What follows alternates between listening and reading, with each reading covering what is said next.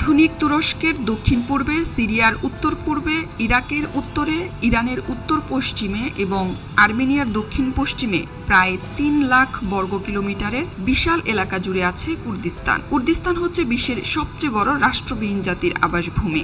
এর অধিবাসীদের বলা হয় কুর্দি।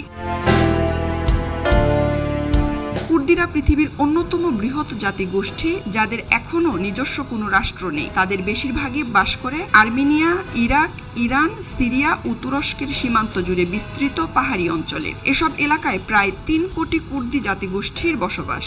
এছাড়া কুর্দিস্তানের বাইরেও বিশ্বের বিভিন্ন দেশে আরও কয়েক লাখ কুর্দি বসবাস করে। ভৌগোলিকভাবে বিচ্ছিন্ন থাকলেও কুর্দিদের একটি স্বতন্ত্র সংস্কৃতি রয়েছে। তাদের ভাষা পার্সিয়ান ভাষার সঙ্গে সম্পর্কিত এবং এর বহু উপভাষা আছে।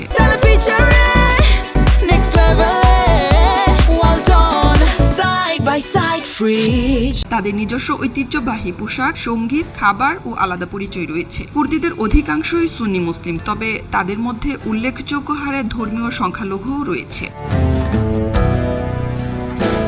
১ শতাব্দী আগে অটোমান সাম্রাজ্যের পতনের পর আধুনিক মধ্যপ্রাচ্যের নতুন সীমানা নির্ধারণের সময় কুর্দিরা রাষ্ট্রহীন হয়ে পড়ে। এরপর থেকে অস্থির এই অঞ্চলের রক্তাক্ত রাজনৈতিক দ্বন্দ্বে তারা বারবার আটকা পড়েছে। কুর্দিদের জন্মই হয়েছে যেন প্রতারিত হওয়ার জন্য। বিশ্বে কুর্দিরাই সম্ভবত সবচেয়ে বড় জাতি, যারা নিজেদের বিশাল জনগোষ্ঠী ও ভূমি নিয়েও পরাধীন হয়ে আছে। কুর্দিরা একত্র হয়ে স্বাধীনতার জন্য সংগ্রাম করতে না পারলেও বিচ্ছিন্নভাবেই তারা তাদের সংগ্রাম চালিয়ে যাচ্ছে যুগের পর যুগ।